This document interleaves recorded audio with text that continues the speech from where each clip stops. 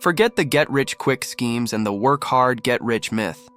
Most people studying finance die broke, not from lack of effort, but from missing 12 crucial millionaire mindset principles. Ignoring even one keeps you working for someone else's dream. Think of it like this. Some folks without trust funds or Ivy League degrees build lasting wealth, while others, equally smart and diligent, toil for decades, retiring tired and penniless. The difference? It's not in their bank accounts or business strategies, but in how they see the world. It all starts with your perspective, your lens on time, money, risk, people, and yourself. Many are financially blind, reacting to bills, chasing paychecks, hoping for a miracle. That miracle is a shift in perspective. This isn't about budgeting tips or vision boards. It's about unlocking 12 mental lenses that will reshape your view of work, freedom, relationships, and legacy. Most people never open a single one, open them all, and money chases you, not the other way around. This isn't my theory. It's a decoding of my mentor, Jim Rohn's life lessons. He wasn't flashy, a farm boy from Idaho who craved not riches, but clarity. That hunger led him to a mentor who taught him not just how to earn, but to become the kind of person money gravitates toward. He refined this understanding, sharing it for decades. He believed wealth isn't chased, it's attracted by the person you become. Many seek shortcuts, but Jim offered a mirror. Work on yourself more than on your job. Sounds nice, right? But it's transformative because your financial situation won't change until you do. Raises, investments, promotions can't fix a broken mindset. This isn't some outdated philosophy. It resonates with modern titans like Naval Ravikant, who said, "You're not going to get rich renting out your time. You have to own equity, a piece of a business, to achieve financial freedom." Different voice, same principle. Both men focused not on chasing money, but on building a foundation that attracts it. They weren't about trends, but enduring truths. But there's a hidden thread connecting everything Jim taught, a framework I call the 12 Eyes. It's not a literal list he ever gave, but a framework I extracted. Each lesson, each anecdote, pointed toward a deeper truth. Not advice, but a lens, a way of seeing. He didn't give tips. He gave you glasses and said, "Put these on, and the world will never look the same." The hard part? Most people never put them on. They hear the words, nod, but keep seeing through the same old lenses. Why? That's what we'll uncover. Poverty isn't always laziness. It's often seeing the world through a warped lens. The system, schools, media, families, teaches hard work leads to success, but omits the crucial context. Hard work in a broken system leads to exhaustion, not freedom. Your inherited model wasn't designed for your liberation, but for your compliance. You likely feel it. No matter how hard you try, it's never enough. You're not lucky, talented, or driven enough. But that's not the problem. The problem is you're viewing money through a survival lens, not a structural one. The wealthy, not always through harder work, but through better understanding, see differently. They don't measure progress by hours worked, but by assets owned, systems used, and ideas implemented. They were taught to play the game. You were taught to follow the rules. The game and the rules aren't the same thing. It's like being on a treadmill and calling it a journey. You sweat, you expend energy, you stay committed, but you're not moving. That's not a lack of effort. It's blindness. The blindness of someone who never realized the ground beneath their feet isn't going anywhere. The longer you stay there, the more natural it feels. You stop questioning whether the system is broken and start questioning yourself. Jim didn't shout this from the stage. He subtly implied it, but the truth was there. If you don't question the lens you've been given, you'll spend your life perfecting a path that never leads anywhere. But there's something the wealthy do that almost nobody notices, and once you see it, the whole map changes. We'll explore that next. Jim didn't offer formulas, but invisible structures. The more you listened, the more you realized he wasn't just talking about money, but perspective. How your way of seeing determines how you move. With clarity, your actions change effortlessly. That's when I noticed. Each lesson pointed to a different lens, a mental shift, a new way of interpreting reality. I started calling them the 12 Eyes. This isn't fluff. These are practical, precise, and painfully revealing. Each exposes a blind spot costing you time, money, and peace without you realizing it. That's their power.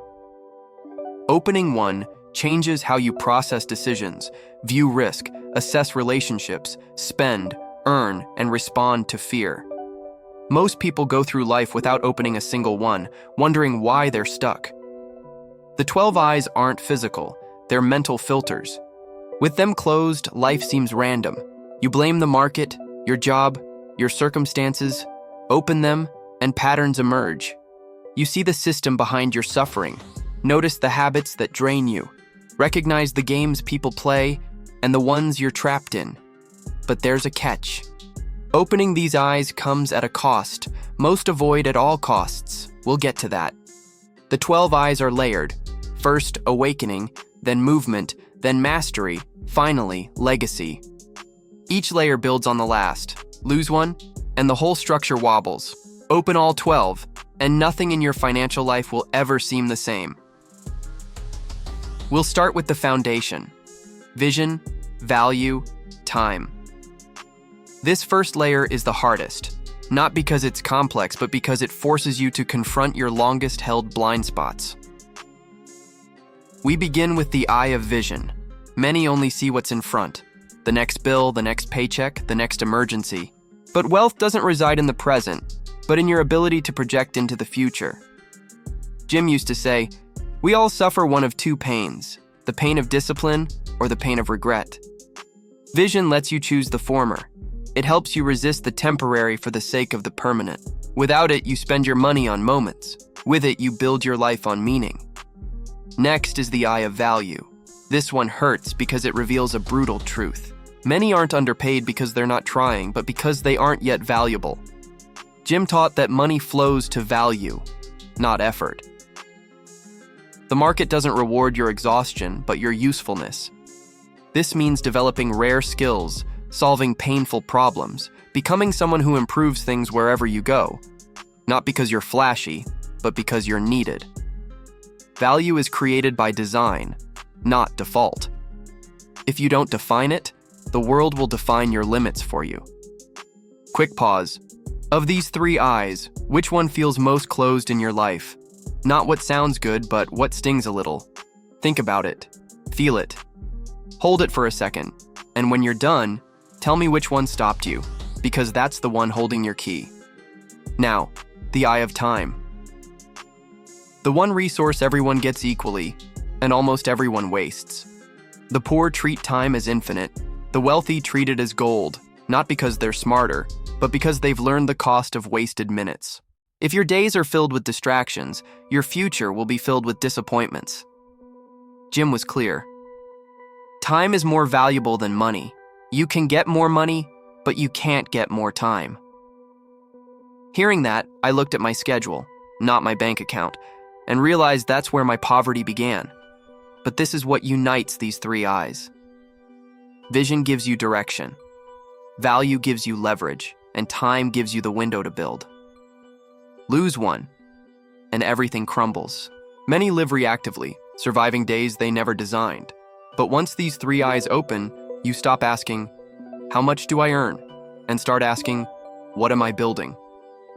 That question alone changes everything, but not as much as what we're about to uncover. Because money doesn't just move because you want it to. It moves when you understand how it flows. Let's talk about that. The next layer isn't about what you earn, but what you allow to move. We start with the eye of money flow. Many see money as static. It comes in, it goes out, and that's it. But Jim said, the rich have their money working for them. The poor work for their money. That's not just a quote, it's a diagnosis. If your money enters your life and vanishes by month's end, you're not managing income, you're managing exhaustion. The eye of flow helps you stop thinking in terms of income and start thinking in terms of circulation. You begin to track, direct, and reallocate money like a river. flowing through systems, not evaporating into chaos. But flow without structure becomes noise, and that's where leverage comes in. The eye of leverage changes everything. It's the eye most never open, because it threatens their illusion of control. Many try to do everything themselves, believing effort equals integrity. But Jim was clear. Success isn't a solo game. Leverage isn't laziness, but multiplying your output through tools, systems, people, and ideas. Imagine pushing a car with your bare hands. It moves slowly, painfully. Now imagine building an engine. That's leverage. It's not about doing more, but doing more through smarter mechanisms. But there's a catch most ignore. Leverage requires not just tools, but trust, and we'll confront that uncomfortable truth shortly. Now, the eye of emotions, perhaps the most underestimated of all. Financial decisions are never purely logical.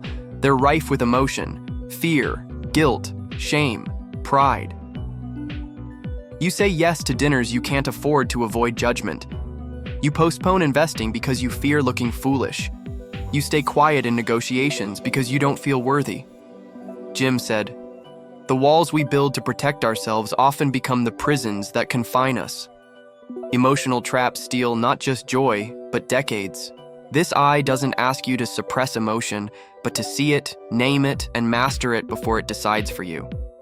But there's one emotion that sabotages more wealth than fear or guilt combined, and it disguises itself as being realistic. We'll confront that next. These three eyes, flow, leverage, emotions, form the mechanics of momentum. Without them, you remain in motion but never progress. Once they open, you move not just faster, but smarter, freer, and with intention. The next layer? That's where things get deeper. Because now we're entering the eyes that shape your relationship with uncertainty, discipline, and connection. And everything changes from here. This next layer isn't mechanical, but personal. It's where strategy meets character. We start with the eye of risk. Jim once said, "If you're not willing to risk the unusual, you'll have to settle for the common." That phrase haunted me for months, because I realized I'd spent years confusing comfort with safety. Many do. They avoid risks not because they're dangerous, but because they're unpredictable. But here's the paradox. The longer you avoid discomfort, the more expensive your comfort becomes. The eye of risk teaches that the danger isn't in failing, but in never moving, in waiting for a certainty that never arrives. But there's a form of risk that's almost invisible, and it's the most devastating. We'll expose that soon. Now, the eye of discipline. It's not the glamorous kind, not the wake up at 5 a.m. and drink green juice variety. It's the quiet, repetitive, often boring kind that builds empires brick by brick. Jim used to call discipline the bridge between goals and achievement. Many never cross it. Why? Because discipline doesn't give immediate feedback. It's slow, quiet. It doesn't reward you in days, but in decades. But without it, you live at the mercy of mood. And mood doesn't build freedom, systems do. Daily consistency isn't sexy, but it's invincible. Yet there's something deeper about discipline that most never connect, and it's not about willpower. We'll get there in a minute. Then comes the eye of relationships, not the romantic kind, but the strategic, energetic kind that defines identity. Jim believed your income would rarely exceed the average of the 5 people you spend the most time with. This isn't just about wealth, it's about worldview. Your beliefs are shaped by proximity. You start to see your limitations not as personal failings, but as echoes of your environment. If everyone around you settles, doubts, or complains, so will you. The eye of relationships forces you to audit your circle, not with judgment, but with awareness. Who challenges you to grow? Who drains you? Who reflects your future? But there's a subtle trap in this eye that disguises isolation as independence, and it's more costly than you think. We'll see that next.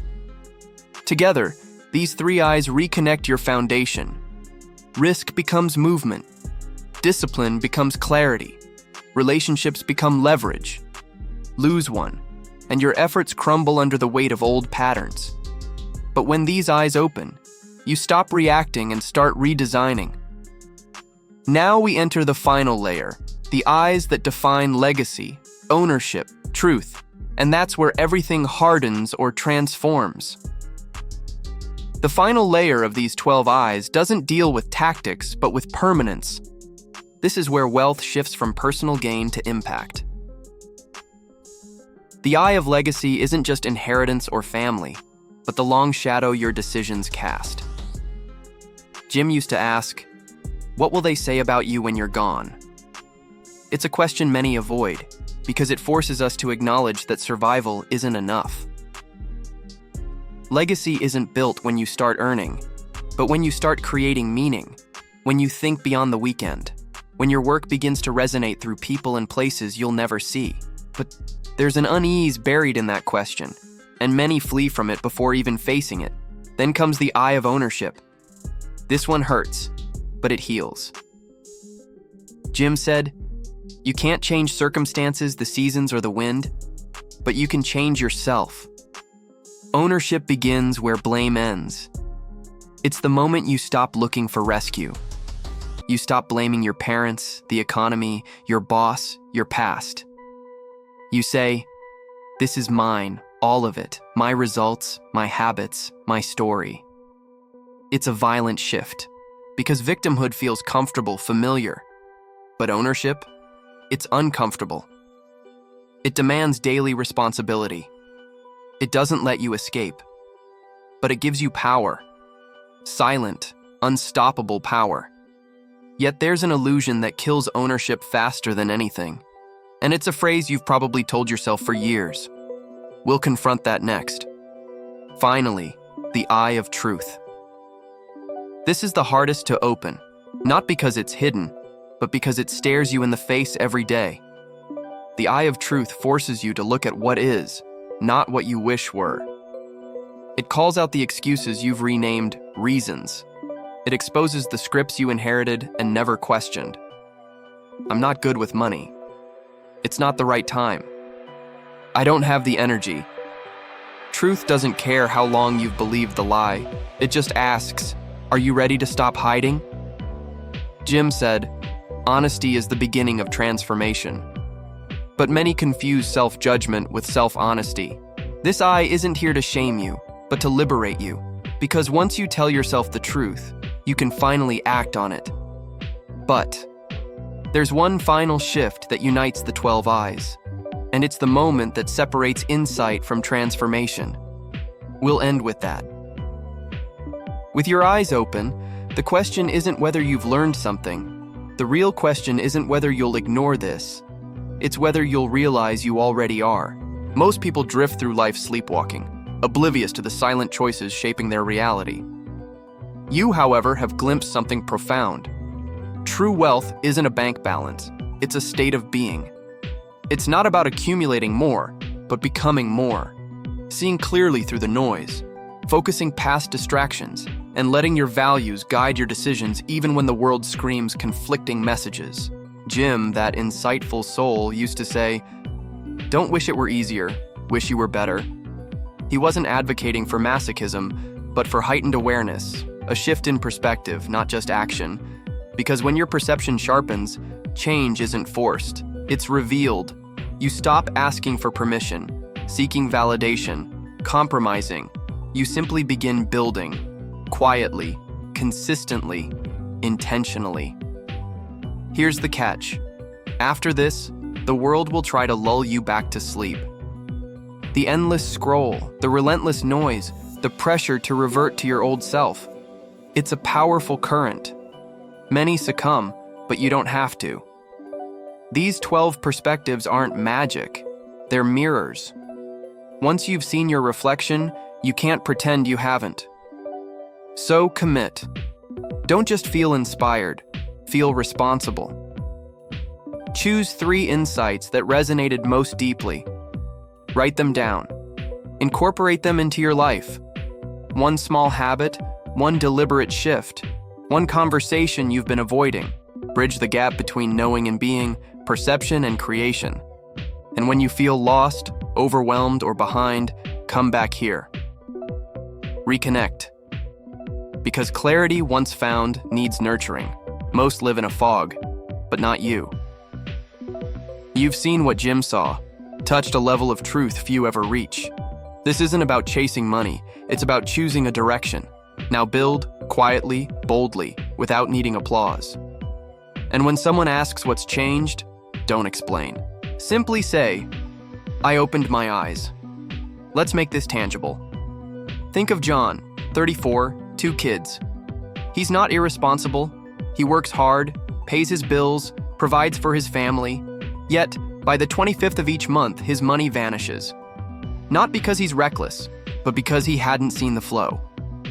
Once he did, everything changed. He tracked income sources, stopped passive leaks, and cultivated a tiny reinvestment habit. Nothing flashy, just precision. In 6 months, he earned more and kept more. Or Clara, a talented designer who perpetually undervalued her services, fearing she wasn't worth more. Seeing her true value, she restructured her offerings, doubled her prices, and focused on results, not hours. Clients didn't flee. They respected her more.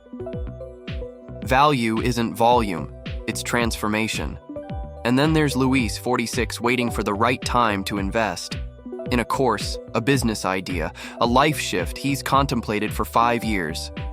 But after seeing the power of ownership, he wrote a single sentence. No one is coming to save me. That non-emotional, structural shift gave him something no paycheck ever could: momentum.